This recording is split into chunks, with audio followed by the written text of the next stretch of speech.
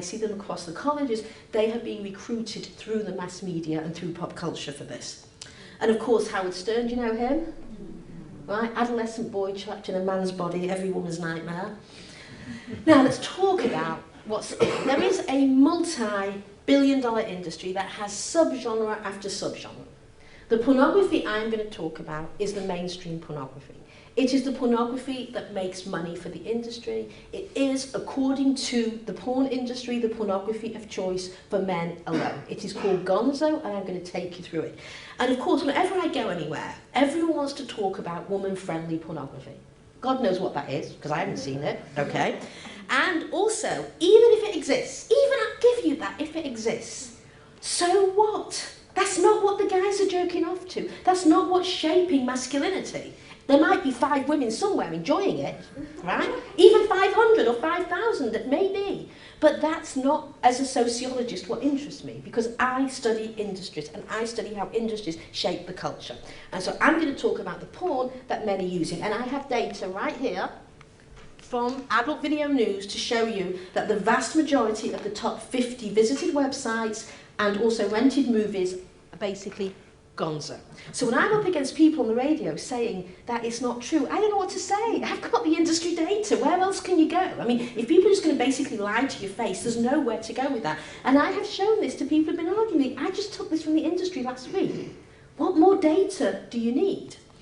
So let's talk about the industry. The 2 main subgenres are feature and the Gonzo. Now the feature is made for more couples. And what my interviews reveal is that many men who show their girlfriends feature are doing it to groom them into porn sex. Because women won't watch Gonzo.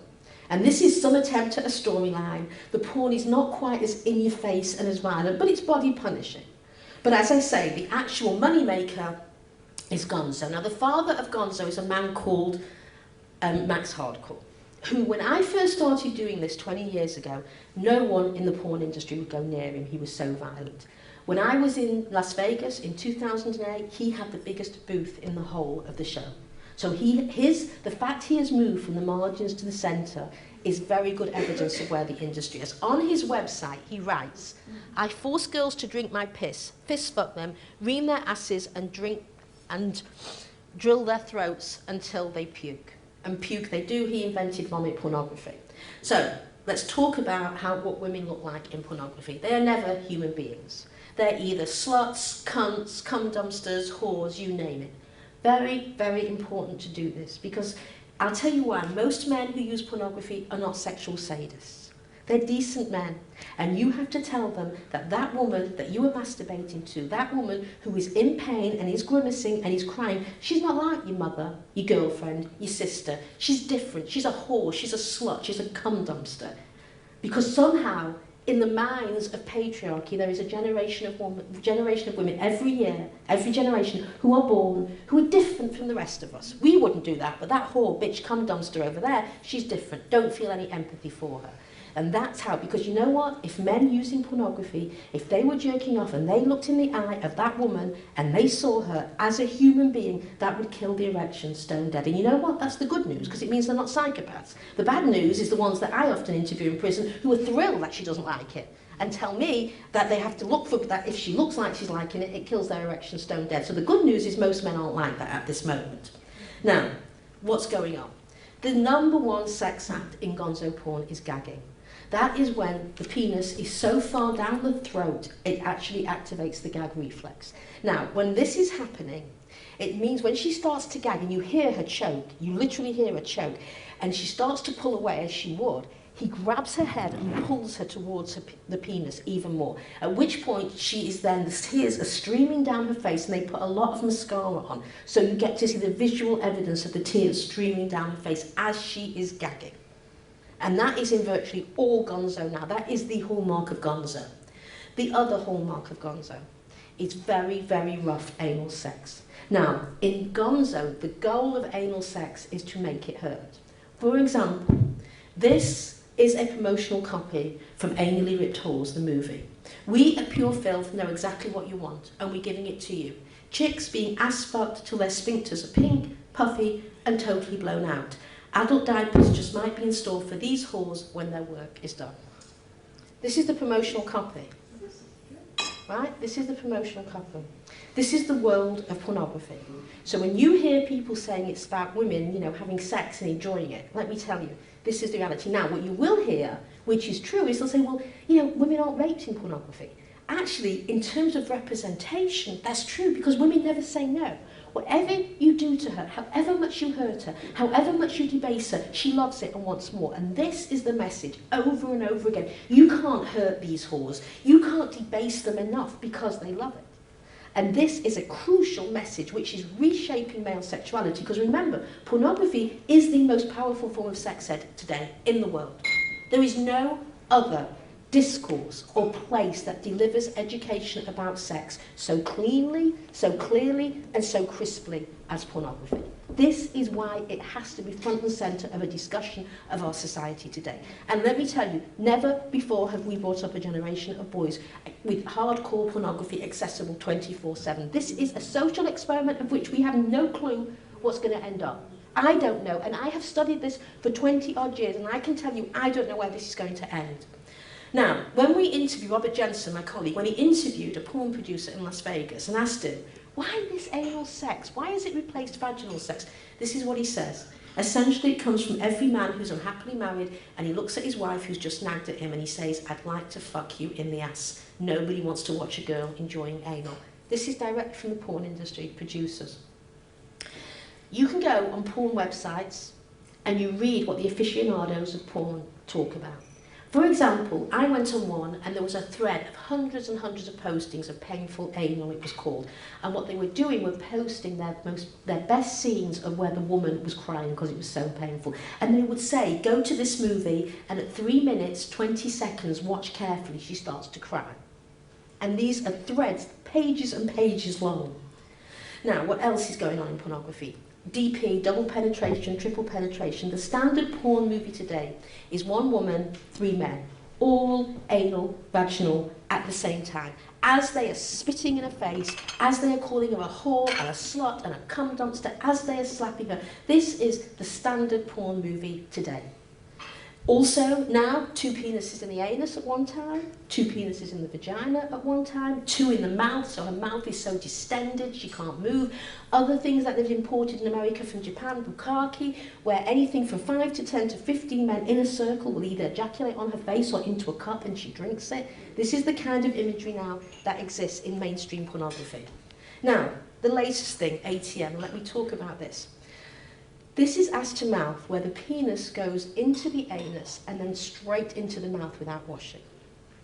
Now, when my book came out, what was very interesting is, of course, I got braced myself for all this intense, hatred that was going to come at me from porn users, because hell hath no fury like a man denied his pornography. But what I wasn't expecting was how many people in the industry would contact me. So then I get an email from a man who turns out was the guy who was one of the head consultants for AIM, which is the Adult Industry Medical Healthcare Association, which actually has just been closed down by OSHA in Los Angeles. But this was the place that was responsible for doing the STD testing to see if women had herpes or gonorrhea or anything. And he told me he quit the industry. And let me tell you what happened. He said he's just done swabs, anal, vaginal and oral swabs of the porn performers. And he's in his office and his lab assistant comes in and says, I don't know how we've done this, but we've mislabeled the swabs. And he said, what do you mean we've mislabeled the swabs? She said, I just checked the throat swabs and we've got fecal matter infections growing in the throat swabs.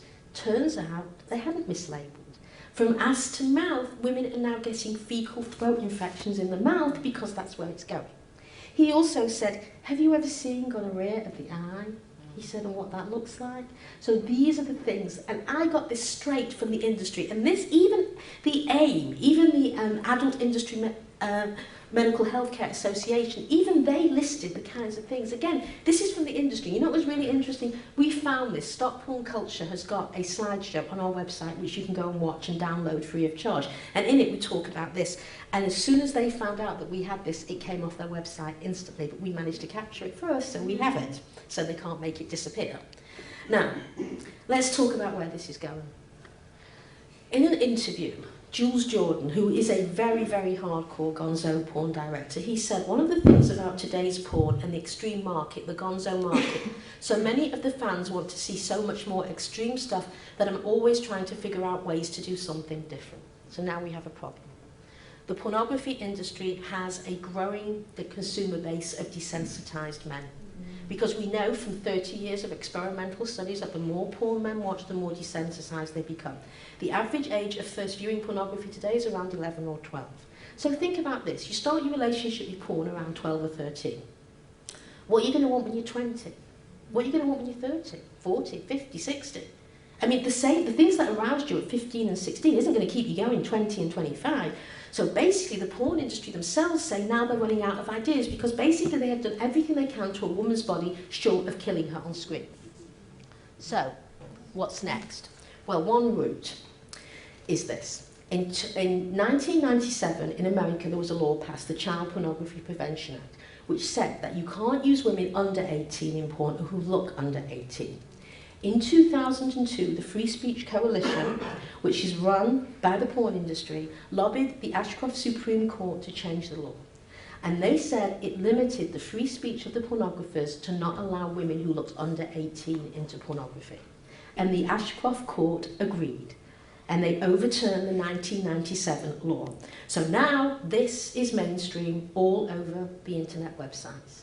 Women who are probably, I'm sure, 18 because it's a legal industry and they don't want to mess with the law, many of them, but who look like children, or at least pubescent. First time with daddy, and these are everywhere. Daddy's little whore. Everywhere you go now, you can see all of these images. And let me tell you, I interviewed 7 incarcerated child rapists in a Connecticut prison. Now get your head around this. Not one of them was a pedophile. Right? Do you understand this? Because it used to be that men who rape children were pedophiles, right? You all know what a pedophile is, right?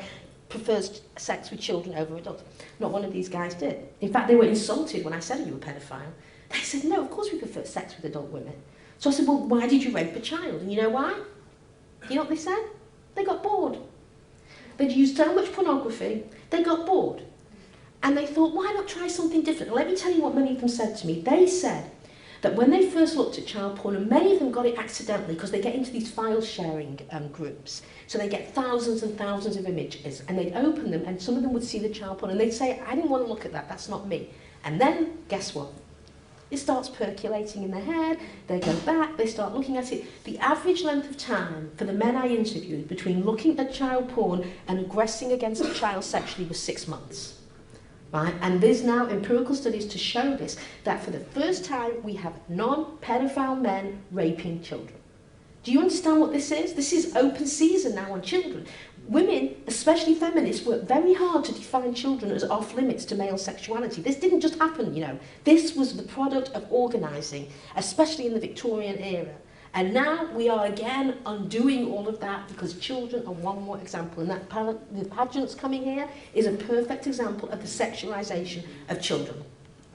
So, this is what Maxim says, how you cure a feminist. Because I bring this because the only answer to this is a robust feminist movement made up of different coalitions and groups fighting this industry.